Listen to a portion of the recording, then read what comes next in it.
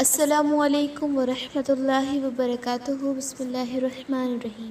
ए पैगंबर सल्लल्लाहु अलैहि वसल्लम किताब यानी कुरान में मरियम अलैहिस्सलाम जो जिक्र या किस्सो बयान कर जॾहिं हुआ पंहिंजे घर वारनि खां ओभर तरफ पर भरो खलवत में थी यानी अलहदा या अकेलो थी पोइ खाइन ओट वरताई यानी हिजाब या पर्दो करे वेठी हुई त असां ॾांहुं पंहिंजो ख़ासि मलाइक यानी जिब्राहील अलैहिस्सलाम मोकिलियो जेको संदसि साम्हूं हिकु मुकमल इंसानी सूरत में थी बीठो।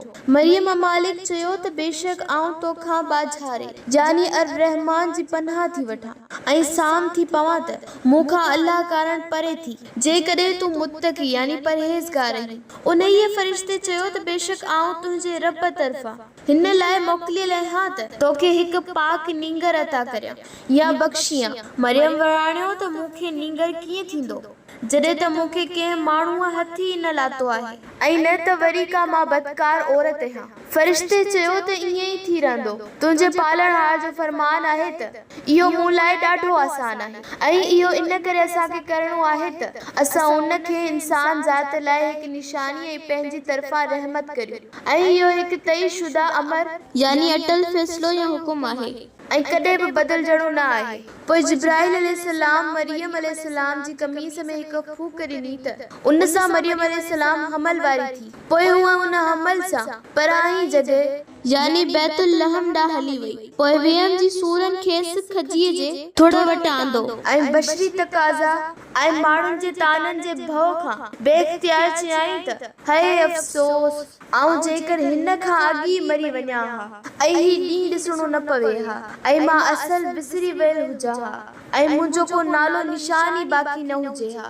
पोइ उन्हीअ मलाइक खेसि हेठां हंधा सॾे चयो त ए मरियम अलैहिस्सलाम गम न कर बेशक तुंहिंजे रब तुंहिंजे हेठियां हिकु चश्मो पैदा कयो आहे ऐं खजीअ जे थोड़ खे पाण ॾांहुं लोड त तोते ताज़ियूं या पकल या रसियल खारकू छाणींदो। पोइ तूं उहे खाई ऐं चश्मे मां पाणी पीओ ऐं पंहिंजा नेण ठार। बाक़ी रहियो सवाल माण्हुनि जे ॻाल्हियुनि जो त जॾहिं को माण्हू ॾिसी त चइजांइ त बेशक मूं अल्लाह बाज़ार लाइ नज़र तो रोज़ो रखियो आहे तंहिं करे अॼु मां कंहिं इंसान सां मुंहुं न ॻाल्हाईंदसि। पोइ उन ॿार खे पंहिंजी क़ौम ॾांहुं खणी आई।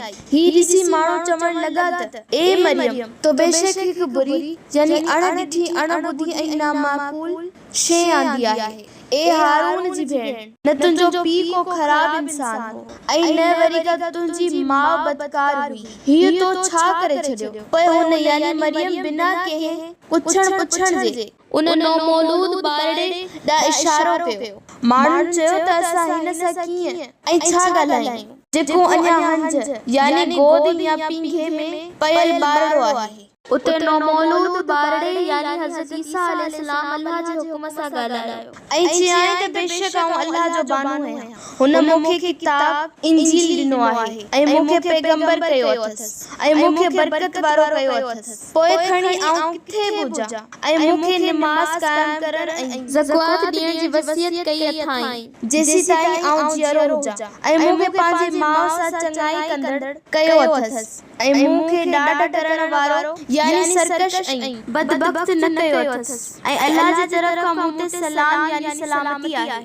जंहिं ॾींहुं आऊं पैदा थियसि जंहिं ॾींहुं आऊं मरंदुसि ऐं जंहिं ॾींहुं वरी जियरो करे उथारियो वेंदुसि। इहो आहे वाक़ियो ईसा पुट मरियम जो ऐं इहा अथव हिकु बरहक़ ॻाल्हि जंहिं में माण्हू शक था कनि। अल्लाह खे उहो नथो सूंहे त हू कंहिंखे पंहिंजो पुट करे वठे। हू पाक आहे उन्हनि ॻाल्हियुनि खां जेके माण्हू उन ॾांहुं मनसूब कनि था ऐं हू त जॾहिं को कमु करणु चाहींदो आहे त उन लाइ रुॻो चवंदो आहे त थी पव त उहो थी पवंदो आहे। ऐं ईसा त ख़ुदि पाण चवंदो हो त बेशक अल्लाह मुंहिंजो बि रब आहे ऐं अव्हां जो बि रब आहे तंहिं करे संदसि इबादत करियो ऐं इहो ई सिधो रस्तो आहे। पोइ हज़रत ईसा मुतअल्लिक़ किन टोलनि यानी फ़िरक़नि पाण में इख़्तिलाफ़ कयो ऐं अजाए ठाहियो ऐं जिन अहिड़ा ठल्हा ठाहिया त पोइ अहिड़नि काफ़िरनि लाइ वेल तबाही ऐं बर्बादी आहे। ऐं जॾहिं हू हिकु वॾे ॾींहं जो मुशाहिदो कंदा यानी क़यामत जे ॾींहुं जंहिं ॾींहुं उहे असां जे अॻियां हाज़िर थींदा